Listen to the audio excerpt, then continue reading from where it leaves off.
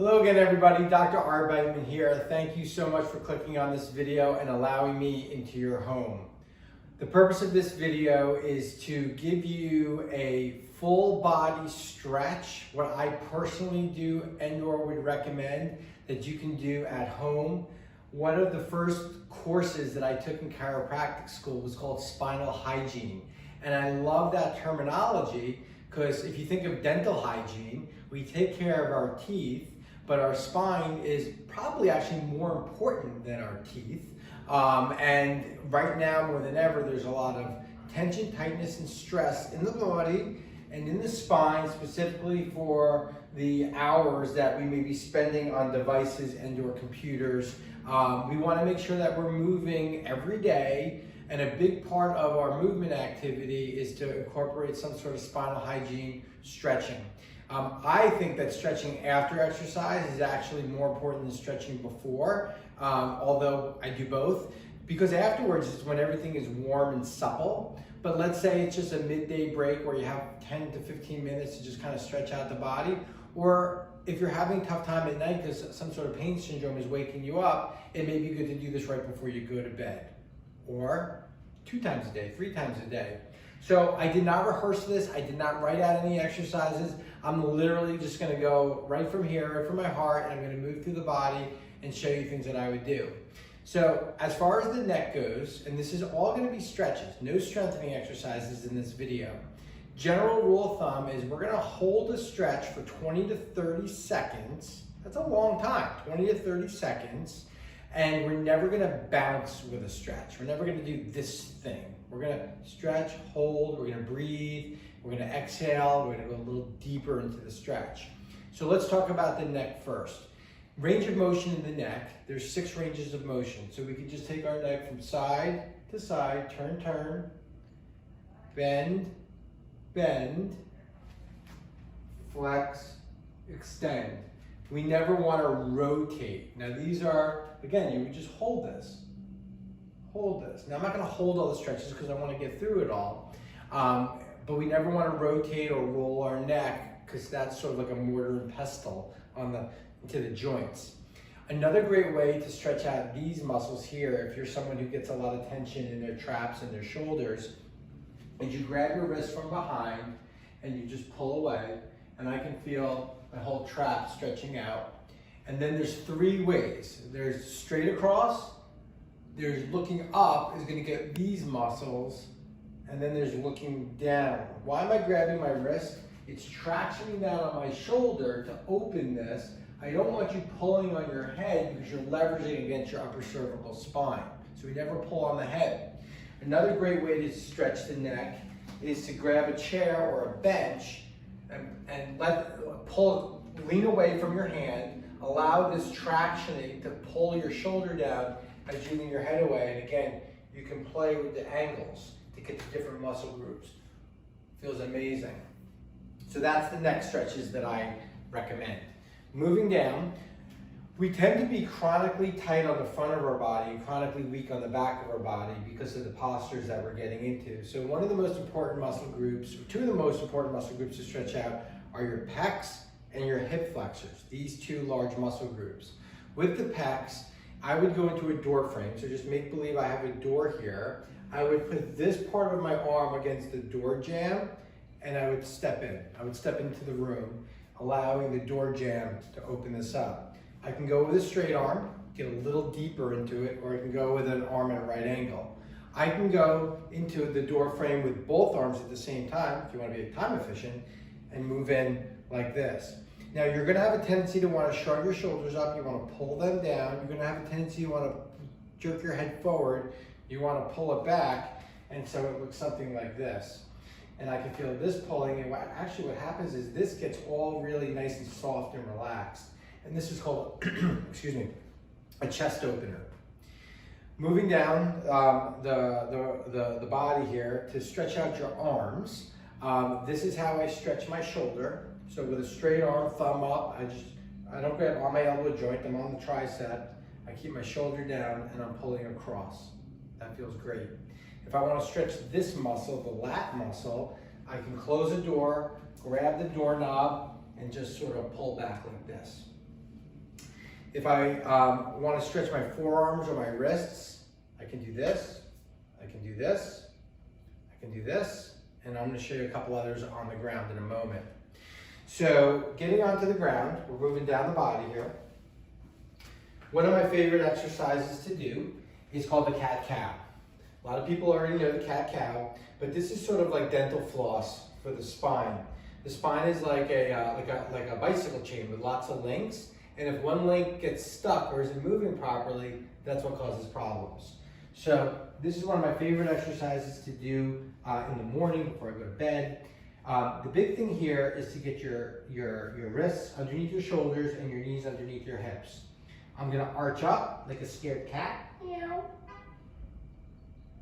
And then I'm gonna look up as I let my belly fall to the ground. So a common mistake that people do is they start doing like this thing. It's not a push-up. Like my elbows are locked, my hips are locked. This is a perfect square.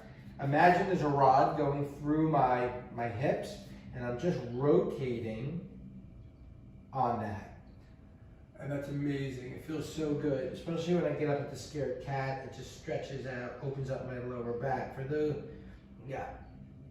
From this position, I can go down into a child's pose, which feels amazingly amazing. And you can play with different things here. You can get your knees to the outside of a mat, feet together, get a little wider. I can walk out to one side. I feel that on my right lat. I can walk out to the other side. I feel that on my left lat. It feels amazing. I'm gonna feel great after I do this for you guys.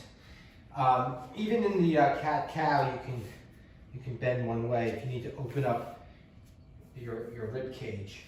Another great exercise, if you tend to get a lot of tension between your shoulder blades, between your scapula, when you're down in this child's pose position, which is amazing, you can thread an arm through, just gently lay your head down, and I feel the middle of my back opening up.